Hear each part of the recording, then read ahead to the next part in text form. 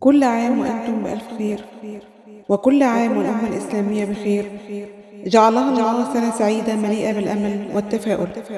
جعل الله هذا العام عاما مباركا يتحقق فيه كل الدعوات، وتهل علينا البركات والتوفيق والنجاح. اللهم اجعله عاما لا يضيق لنا فيه صدر، ولا يخيب لنا فيه أمر، ولا يرد لنا فيه دعاء. واحفظ لنا من نحب، وبشرنا بما يسرنا، وحقق لنا ما نتمنى. أتمنى لكم الصحة والعافية في العام الجديد، سنة جديدة مليئة بالحب والسعادة والأمنيات المحققة بإذن الله.